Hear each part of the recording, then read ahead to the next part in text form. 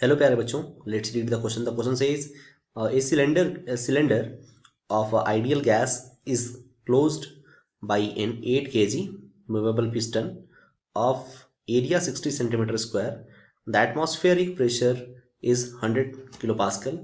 When the gas is heated from 30 to 100, the piston rises by 20 centimeter. मतलब जब gas को heat किया जा रहा है ना, 30 से 60 100 तक, तो बोला है कि जो पिस्टन है वो 20 सेंटीमीटर ऊपर चला जा रहा है. The piston is then fastened in the place of the gas cooled back to 30, यानी कि फिर से गैस को कूल करा दिया गया 30 तक के लिए. अगर Q1 जो है वो heat added to the gas during heating, है ना, अगर Q1 जो है वो हीट एनर्जी दी गई हो पहले प्रोसेस के लिए, और बोला हुआ है क्वेश्चन में कि Q2 क्या है, हीट लॉस्ट ड्यूरिंग कूलिंग. जब कूल होगा तो हीट लॉस करेगा, तो Q1 और Q2 का डेल्टा Q1 डेल्टा Q2 का डिफरेंस बताइए आप. ठीक है ना. तो सबसे पहले हमें क्या करना होगा बेटा, इसको फिगर से समझना होगा. ये फिगर से काफी बेटर ये समझ में आ सकता है. ठीक है, तो फिगर से समझना होगा. फिगर में बना देता हूँ 3, है ना. पहले केस के लिए इनिशियल कंडीशन थी, है ना. चलो, तो मैं पहला केस को उठाता हूँ इधर, दूसरे केस को इधर लेता हूँ, और तीसरा केस ये रहा. 3 केसेस को मैं एनालाइज करता हूँ और इसको बनाता हूँ. ठीक है, चलो देखो. तो अ, अब होने क्या वाला है, इधर पिस्टन ले लो आप, है ना. पिस्टन पहले इनिशियल कंडीशन में ऐसा कुछ था, ठीक है, और कुछ after some time it is been released, heat करोगे तो, एंड देन और ज़्यादा. ठीक है, तो चलो यहाँ पर कैसे कर लो,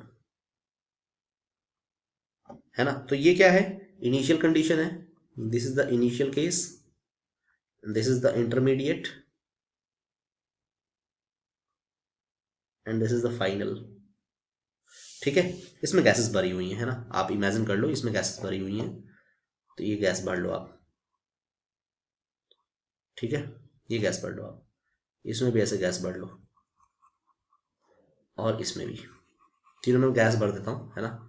अब आपको समझना है कि कौन कितना ऊपर जा रहा है, कैसे जा रहा है, उसके ऊपर प्रेशर्स क्या क्या, किधर से क्या क्या प्रेशर्स लग रहा है ना. तो इन चीज़ों को आप बहुत अच्छे से एनालाइज करना है आपको. सबसे पहले बेटा मान लेते हैं पिस्टन एक आइडियल कंडीशन में है, इनिशियल कंडीशन में है. तो जब वो इनिशियल कंडीशन में होगा तो बिल्कुल सिंपल सा रहेगा. लेकिन जैसे ही इंटरमीडिएट कंडीशन में जाता है वो थोड़ा सा ऊपर उठता है ना. आप मान लो ये लेवल और ये लेवल, इन दोनों के लेवल के बीच का जो डिफरेंस है वो डेल्टा एक्स मान लो आप, है ना. और फिर ऐसे ही वो काफ़ी और ऊपर उठ जाता है इनिशियल कंडीशन से. अगर इनिशियल कंडीशन ये रहा और फाइनल कंडीशन ये है, तो ये 20 सेंटीमीटर बोला गया है ऊपर उठ रहा है, 20 सेंटीमीटर. ठीक है, अच्छा. जब ऐसा कंडीशन हो रहा है तो अब सॉल्व कैसे करें इसको. तो हम इसमें 2-3 स्टेप्स लगाएंगे. सबसे पहले फिगर को समझो आप. सबसे पहले इसमें देखोगे अगर, तो ऊपर से प्रेशर क्या लग रहा होगा, पी एटीएम. ये एरिया इसका ए मान लो, एरिया तीनों का सेम है ए. पहले देखो इस पर क्या लग रहा होगा, P ATM atmospheric pressure. Piston का भी प्रेशर नीचे लग रहा होगा एम जी, और गैस का प्रेशर जो कि ऊपर लगेगा Pg1 ले लो, Pg1 टाइम्स ऑफ ए. ठीक है ना. अगले कंडीशन में आप लोगे अगर, तो अगले कंडीशन में सेम चेंजेस लगने वाला है. एम जी नीचे लगेगा, एम जी नीचे लगेगा, नीचे से प्रेशर ऊपर लगेगा, है ना. पीजी सेकंड कंडीशन में, है ना, Pg2 टाइम्स ऑफ ए तो सेम रहने वाला है, और इस पर पी एटीएम ही लगने वाला है. ठीक है, इस पर अगर देखोगे तो वही लगेगा, P ATM atmospheric pressure, M G लगेगा नीचे, और ऐसे ही अपवर्ड जो लगेगा वैल्यू प्रेशर की, Pg3 टाइम्स ऑफ ए. ठीक है, चलो इस इतना तो आपने बना लिया. अब एक बात समझो आप कि सबसे पहले कंडीशन में देखो, अगर आप सबसे पहले कंडीशन में, तो अगर सबसे पहले कंडीशन देखोगे तो नीचे का प्रेशर कितना लग रहा है, 8 एटमॉस्फेरिक प्रेशर, और प्लस पिस्टन का प्रेशर नीचे लग रहा है. तो सबसे पहले इसको एनालाइज करके बनाते हैं. तो क्या लिखोगे, पी एटीएम, है ना, टाइम्स ऑफ ए, ये फोर्स हो गया, और प्लस एम जी नीचे लग रहा है, और दोनों मिलकर बैलेंस कर रहे हैं किसको, है ना, पीजी टाइम्स ऑफ ए को, pressure of gas times of A. ठीक है, अच्छा. अब यहाँ से अगर पीजी की वैल्यू निकालें तो पीजी की वैल्यू बहुत इजीली निकल सकती है. PG equals to atmospheric pressure and plus M G by A. ठीक है, ये निकल गई हमारी पीजी की फाइनल वैल्यू. ठीक है, पीजी की वैल्यू निकालना इसलिए इंपॉर्टेंट है क्योंकि हम क्या करने वाले हैं आगे चल करके, P1 P2 P3 सबको इक्वल करने वाले हैं, है ना। तो अब क्या करने वाले हो आप कि हमें पता है कि पिस्टन किधर भी मूव कर सकता है वेरी इजीली। तो Pg equals to P1G times of first equal to Pg2 equal to Pg3। ये थोड़ा ज़्यादा इंपॉर्टेंट है, इसको हाईलाइट कर देता हूँ मैं। ये थोड़ा ज़्यादा इंपॉर्टेंट है ना, एंड में काम आएगा और इक्वेशन इसी से बनेगा, ठीक है ना, क्योंकि प्रेशर कांस्टेंट है ना। प्रेशर आप बोल लो P इक्वल्स टू कॉन्स्टेंट। तो अगर P इक्वल्स टू कॉन्स्टेंट बोल लेते हो तो वर्क डन क्या हो जाएगा, P डेल्टा V। अब डेल्टा V क्या है, तो work done equal to P, delta V क्या होता है, एरिया इंटू जितना डिस्प्लेसमेंट आया, यानी कि एरिया इंटू डिस्प्लेसमेंट अगर x ले लो तो क्या हो जाएगा ये P A इंटू एक्स। अब जब P work done equal to P into A into X आ गया तो P तो G के बराबर है ना, मैंने बताया ही इधर कंडीशन से, ये वाली कंडीशन से। तो P/G/A/X क्या हो गया ये बेटा आपका वर्क डन, ठीक है ना। अब चलो हम आगे चलते हैं। अगला कंडीशन क्या है हमारा, अगर हम लगाएं तो डेल्टा यू की वैल्यू क्या लगाएंगे, डेल्टा यू इक्वल टू हम लिख सकते हैं फर्स्ट लॉ ऑफ थर्मोडायनेमिक्स से Q माइनस डब्ल्यू। अब Q की वैल्यू क्या हो जाएगी, है ना, Q की वैल्यू क्या हो जाएगी W प्लस यू। तो Q इक्वल टू क्या हो जाएगा W प्लस डेल्टा यू। अब हम थोड़ा सा इधर आ जाते हैं, है ना। तो इधर अगर लिखते हैं तो Q इक्वल टू अपन लिख सकते हैं क्या, NCV delta T plus PG/AX, ठीक है। तो ये Q1 की वैल्यू मान लो, ये डेल्टा Q1 है ना, यानी कि NCV डेल्टा T क्या है ना, 30 से 70 जा रहा था, तो ऑब्वियस सी बात है 70 हमने दिया है राइज करने के लिए, तो 70 प्लस PG/AX।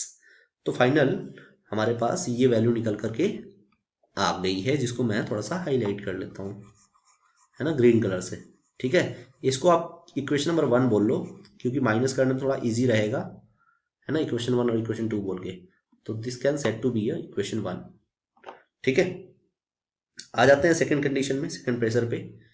तो अगले कंडीशन का कॉन्सेप्ट क्या है, अगले कंडीशन में है for cooling, for cooling. Cooling किया जाएगा तो रिवर्स प्रोसेस होगा, यानी इस कूलिंग की कंडीशन में वॉल्यूम क्या हो जाएगा आपका कांस्टेंट, वॉल्यूम कांस्टेंट, तो वर्क डन क्या हो जाएगा जीरो, वर्क डन जीरो, तो फर्स्ट लॉ ऑफ थर्मोडायनेमिक्स से डेल्टा यू इक्वल टू क्या हो जाएगा बेटा क्यू।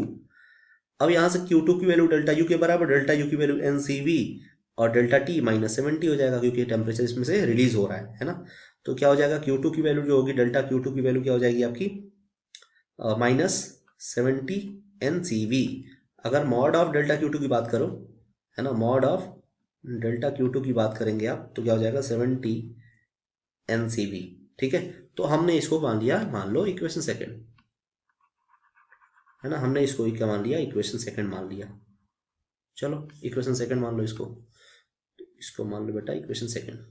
अब करना क्या है आपको, अब फर्स्ट माइनस सेकंड करना है ना। तो फर्स्ट माइनस सेकंड करने के लिए हम चलते हैं नेक्स्ट पेज पे। चलो यहाँ पर Q1 माइनस Q2 कर लेना आपको, ठीक है बेटा। चलो तो यानी कि हम कह सकते हैं delta Q1 minus delta Q2 equal to, है ना, PG/AX के बराबर होगा, ये भी ध्यान रखना, PG/AX के बराबर होगा, जो एनर्जी रिलीज हो रही है ना वो भी इसके बराबर होगी। अब करना क्या है हमें, अब Pg की वैल्यू रख देनी है ना। अब Pg की वैल्यू रख देनी है, Pg की वैल्यू क्या आई थी, P ATM plus mg/a times of AX। अभी हमने लास्टली, है ना, अभी हमने बताया था इधर, इसीलिए हाईलाइट किया था इस पॉइंट को, इसीलिए इस पॉइंट को थोड़ा सा हमने हाईलाइट किया था, है ना, ये यूज्ड हो रहा है आगे, ठीक है ना। तो अब देखो, अभी उसी को हमने यूज़ किया, देन हमारे पास वैल्यू क्या आई, है ना, ऐसी कुछ। अगर ए को हम अंदर ले लें तो हम क्या लिख सकते हैं, अगर ए को अपन अंदर ले लें तो हम लिख सकते हैं P ATM times of A plus A cancel हो जाएगा, mg बचेगा और इंटू एक्स, ठीक है। अगर ऐसी कंडीशन अप्लाई कर दें हम, देन हमारे पास वैल्यू क्या आ रही है, लिसन। चलो तो अगर इसको सॉल्व कर दें, सारी वैल्यूज को रखें, P ATM क्या है, P ATM 10⁵ बोला है ना, 1000 किलो पास्कल, इंटू क्या हो जाएगा, एरिया बोला है 60 इंटू 10⁻⁴ ले लोगे मीटर स्क्वायर में, एंड प्लस, है ना, m की वैल्यू क्या है 8 इंटू 10 ले लो g, x ले लो 20 सेंटीमीटर, 0.2 मीटर में ले लो। अगर इसको सॉल्व करते हो बेटा तो वैल्यू आती है 136 joule, and that will be your answer, है ना, in the difference of Q1 and Q2, है ना। ये आपका क्या होगा, 136 जो होगा इस क्वेश्चन के लिए वो क्या होगा, आंसर होगा। इसको आप हाईलाइट कर लो, है ना।